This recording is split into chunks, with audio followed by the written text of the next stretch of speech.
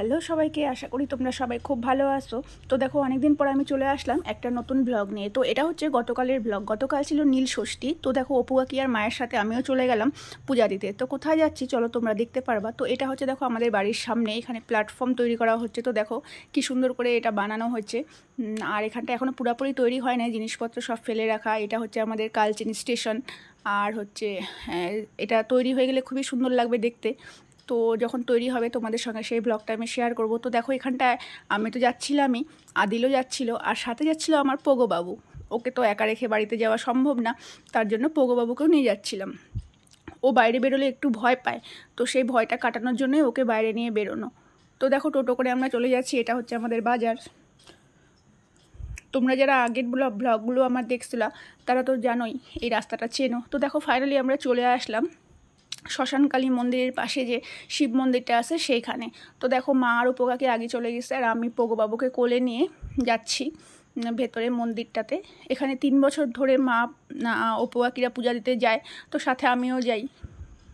তো এখানটায় দেখো কি সুন্দর জায়গাটা, খুবই সুন্দর। অ্যাকচুয়ালি পাশেই মায়ের মন্দির, আর এখানটায় ভোলেনাথের মন্দির। তো সুন্দর তো অবশ্যই হবে, শান্তিপ্রিয়, ভীষণ শান্তিপ্রিয় জায়গা। তো কেউ ছিল না, কোনো বাড়ি এখানে দেখি না কেউ পূজা দিতে আসে। তো যাই হোক, এখানটায় মারা যায় তো পূজা দিতে, তো ভালোই লাগে। আর এখানে দেখো পোগোবাবু ভয়ে প্রচণ্ড অস্থির। এই দেখো জায়গাটা কি সুন্দর। তো এখানে দেখো কাকুটা আসলো, আর মন্দিরটা যেহেতু বন্ধ ছিল, বেশিরভাগ সময় মন্দিরটা বন্ধ রাখে বিকালের দিকে, ওখানে খুব হাতির উপদ্রব হয়, তার জন্য তাড়াতাড়ি বন্ধ করে ওরা মায়ের মন্দিরে চলে যায়। তো এই কাকু এসে মন্দিরটা খুলে দিল যখন দেখলো যে মা অপু কাকি গেছে পূজা দেওয়ার জন্য। আর এই দেখো নন্দী দাদা। তো এখানে মা আর অপু কাকি এখন যাচ্ছে ভেতরে পূজা দিতে। এই দেখো কত বড় ভোলে বাবা। যদিও প্রত্যেক বছর ব্লগে আমি তোমাদেরকে দেখাই, তো এই বছর নতুন করে দেখানোর কিছুই নাই, তবুও আমি ভাবলাম যে প্রত্যেক বছরের স্মৃতিটাই ধরে রাখা উচিত। তার জন্য আমি এই বছরও আবার ভিডিও করলাম, আর সেটা তোমাদের সঙ্গে শেয়ারও করলাম। তো এই দেখো পোগোবাবু এখানটায় এখনও আমার কোলে। ও খুব ভয় পাচ্ছে যে কোথায় চলে আসলাম, একটা অচেনা জায়গা, এত লোক, গাড়ির আওয়াজ আসার সময় ও খুব ভয় পায়। তো দেখো, ওকে আমি নামানোর চেষ্টা করতেছি, আর ও আমার ঘাড়ে উঠেই যাচ্ছে। তো ওকে নামাবো আমি এখন। এই কাকুটাও বললো নামাতে। তো আমি প্রথমে ভাবছিলাম যে না, নামালে যদি মন্দিরের ভেতরে ঢুকে যায়। তো কাকু বললো কোনো ব্যাপার না, ঢুকলে। তো এই জিনিসটা শুনে খুব ভালো লাগলো। অনেক জায়গায় তো অনেকে পছন্দ করে না বা দেয় না ওদেরকে ভেতরে ঢুকতে, কিন্তু এই কাকুটা এত সুন্দর করে বললো যে না, ঢুকলে কোনো অসুবিধা নেই। সত্যি হয়তো এটা মহাদেবেরই কোনো কৃপা, যে মহাদেবও চাচ্ছিল হয়তো যে ও আসুক। তো যাই হোক, দেখো ও কিন্তু খুব খুশি ছাড়ার পরে। এখানটায় দেখো বারবার ওঠার চেষ্টা করতেছে ও। এখানে আদিল ভিডিও করতেছিল, আমি এখানে বসেছিলাম, তো এখানে উঠতে যাচ্ছিল। বাড়িতে এর থেকে উঁচু উঁচু জায়গায় উঠে পড়ে, কিন্তু এখানে একটু ভয় পাচ্ছিল, তার জন্য ও ওঠে না এখানে। আর কাকু ওকে দেখে খুব মজা পাচ্ছিল। তো দেখো বাইরে আমরা এসব বসে থাকার পরে এখানটায় আমি ভিডিও করতে আসলাম। তো দেখি এখানটায় মারা জল ঢালতেছে শিবের মাথায়। এখানে দেখো আকন্দ ফুলের ধুতরা ফুল দিয়ে মা মালা বানায় নিয়ে গেছিলো, সেই মালাটাও পরালো। প্রত্যেক বছর যাই জায়গাটাতে পূজা দিতে, আর এত শান্তি লাগে না। আমি পূজা দিই না যদিও, কিন্তু মায়েরা যখন পূজা দেয় তখন এত শান্তি লাগে দেখতে। জায়গাটা এত অপূর্ব, একদম শান্ত। আর পাশেই তো তোমরা জানো শ্মশান ঘাট, তো শ্মশান ঘাট তো শান্তিরই জায়গা। এ দেখো মহাদেবকে কি সুন্দর লাগতেছে। আর এখানটা মায়ের পূজা দেওয়ার পরে অপু কাকিও দিচ্ছে।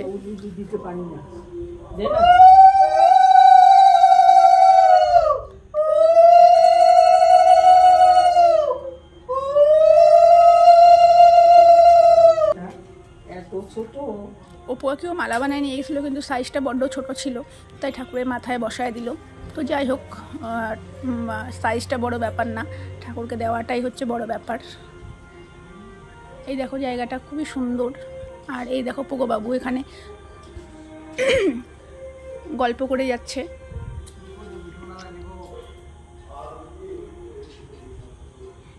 ওকে ছেড়ে দিলেও ও নিজের মতো করে ঘুরতেছিল, কিন্তু ওখানে পাথর টাথর ছিল, তার জন্য ভাবলাম যদি মুখে দিয়ে দেয়। যদিও দেয় না, মুখে নিয়ে সামনে দাঁড়ায় থাকে।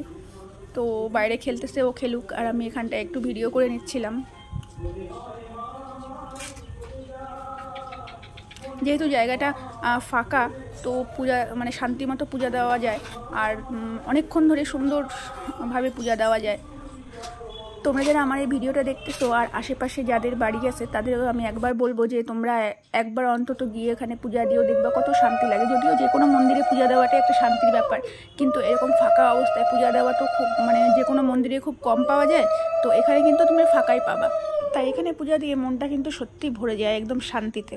তো দেখো এখানটায় মা কি পূজা করতেছে, তো ওরা পূজা করুক, তোমরা দেখতে থাকো পূজাটা।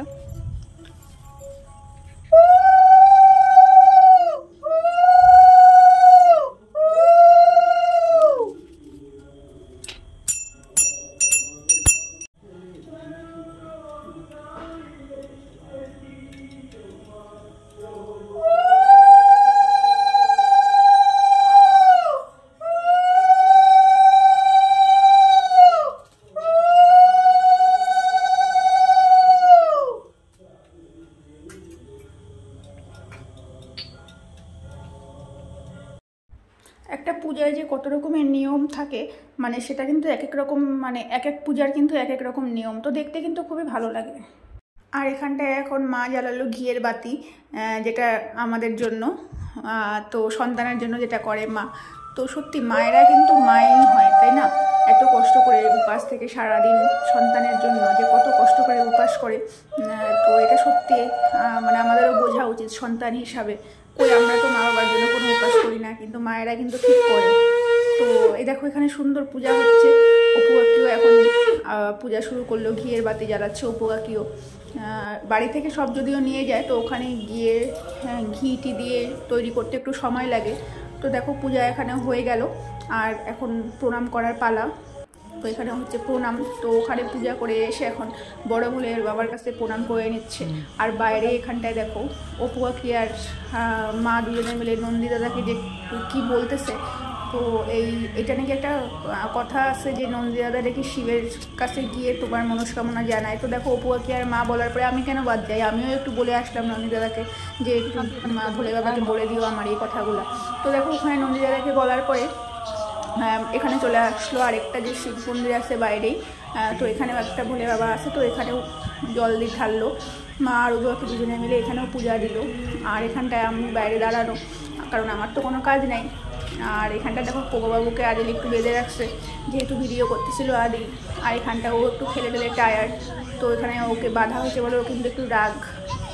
তো দেখো আমি ওকে একটু আদর করে নিচ্ছি, ওকে আমি ডাকলাম তো সামনে আসলো না, ও পিছায় গেল। তো ওই দেখো ওদিকেও তাকাচ্ছে না, ও এখন চাচ্ছে যে এটা কতক্ষণে ওকে খুলে দেওয়া হবে। আর যেহেতু যেই টাইমটা আমরা গেছিলাম সেটা ওর ঘুমের টাইম ছিল, তো সারা টোটো ভয় পেতে পেতে এসে এখানটায় কিন্তু ও প্রচণ্ড ঘুমই পাচ্ছিল। তো এখানে দেখো এখানেও সুন্দর মতো পূজা হচ্ছে, মানে এত সুন্দর না মন্দিরটা, গিয়ে খুব শান্তি লাগলো। এখানে দেখো আমার পোগোবাবুর শয়তানি,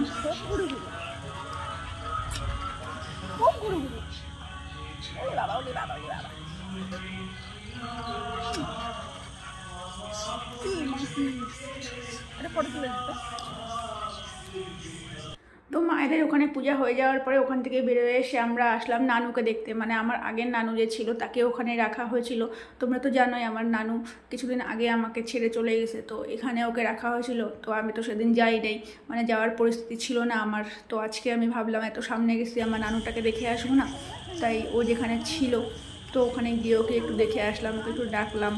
তো ওইখানটায় মা অপু কাকিও গেল আমার সাথে।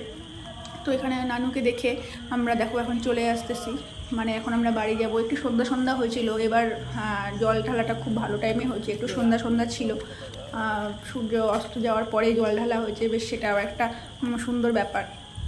তো এখানে দেখো আমরা এখন যাচ্ছি বাড়ির, তো পোগোবাবুকে আর নামাই, তো ওকে কোলে করে নিয়ে যাচ্ছি।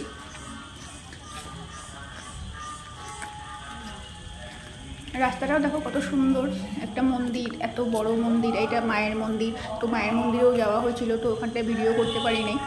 তো এখানটায় দেখো এখন যাচ্ছি আমাদের টোটো দাঁড়ানোর সামনে, তো টোটোতে উঠে আমরা এখন যাব বাড়িতে।